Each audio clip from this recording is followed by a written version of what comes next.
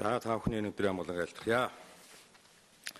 Дээс өмнө чуулганы нэгдсэн хуралдаан дээр зарим нэг гишүүдийн их хурлын даргаыг хурал удирдахдаа дэг зөрчиж байгаа шууд дураараа одоо гишүүдийн үгийг хааж байгаа энэ өвчин хууль зүйн байнгын хорооны даргад одоо халдвар авсан байна гэж ингэж ярьсан.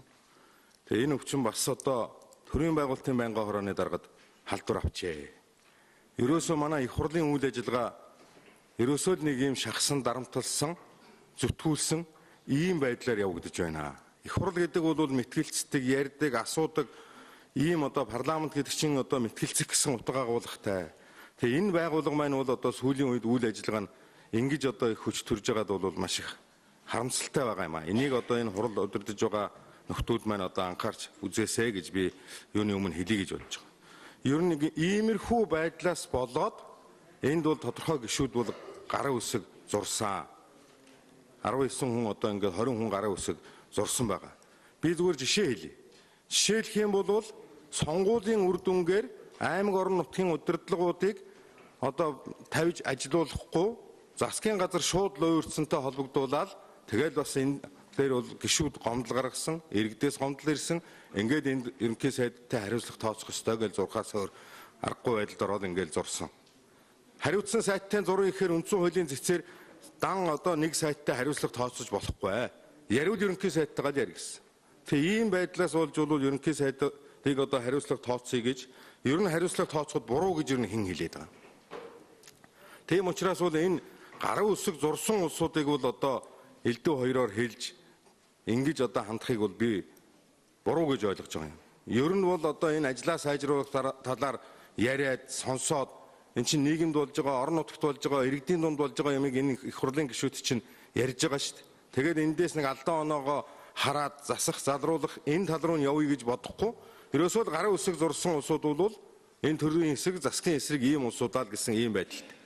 Тэгээ өнөөдөр засгийн газрын асуудал, засгийн газрын тэргүүний асуудлыг ярьж байхад энд ямар ч асуудал хариуцж байгаа асуудлын хүрээнд ярьж болно шүү дээ. Зөвхөн одоо тэр үндсэлийн ярих юм.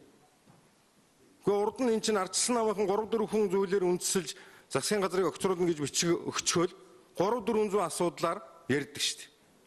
Тэр битгий хэл ерөнхий сайдын толгойн жижиг томыг хүртэл ярьдаг шүү дээ. Тэгээ одоо тэр хүний толгойг жижиг том гэж дууддаг байсан тэр боловсролын сайд ган төмөр одоо хаа байна?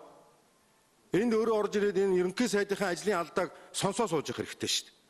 Ер нь ерөнхий сайд танаа кабинет таныг дэмжиж байгаа мó? Хэрэглэх газрын дарагч нь одоо арга буюу бас нэг харуугасаа явсан юм гээл байх шиг байна. Энд чинь ерөнхий сайдын асуудлыг ярьж байхад кабинет энд бүгдээрээ байх ёстой шүү дээ. Бүгдээрээ сонсох ёстой шүү дээ. Асуудал ер нь юу болоод байна вэ? Зүгээр нэг дураараа нэг 19 хүн зурцсан юм шиг ингэж төрийн ажилд бол хандаж болохгүй.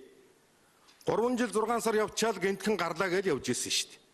Гэхдээ энэтэй ялгаа юу байгаа, энэ чинь он гарсан хойно хариуцлага тооцъё гэл нэг хэдэн гишүүд тавилаа.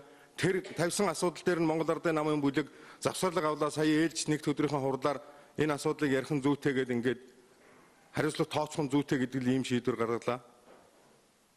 Ийм учраас бол би энэ асуудлыг одоо гишүүдийг яриулах хэрэгтэй, нэлээд нухацтай ярих хэрэгтэй. Ингэж энэ асуудлын голыг олж ээж юмыг шийдэх ёстой гэж ингэж бодож байгаа. Тэгээ ер нь бол ерөнхий сайдаа та бол одоо ярьсан хэлсэндээ байж, амлсандаа байж энэ төр засгийн ажлыг бол авч явах хэрэгтэй. Хүүхдийн мөнгө өгөхгүй л гэсэн. 40 хоногийн дараа өгнө л гэсэн.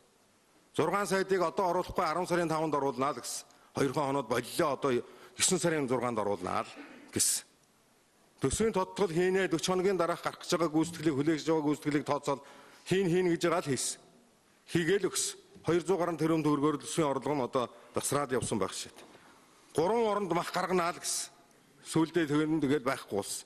Ингэж одоо нэг цаг зуур нэг удаагийн нэг ихтгэл дахлаа тавихын хэмжээнд энэ олон түмний ард түмний төрийн ажлыг хуурч явж бол би болохгүй гэж бодож байгаа юм аа. Засгийн газар бол асуудал тооцоотой, хариуцлагатай ингэж хандаж ээж энэ хүнд үеийг бол даван туулж гарах ёстой. Тийм учраас энэ дээр бол засгийн газар ер нь одоо эрх баригчид энэ олонх гэж өөрсдөө одоо зарлаад байгаа нөхдүүд энд энэ гишүүдийн ярьж байгааг бол сонсоо. Тэндээс одоо анхаар санах зүйлээ аваа. Бүрэн эрхийг чинь хугацаа бага үлдлээ. Ядаж үлдсэн 6 сард нэг алдаа гарахгүй явах хэрэгтэй.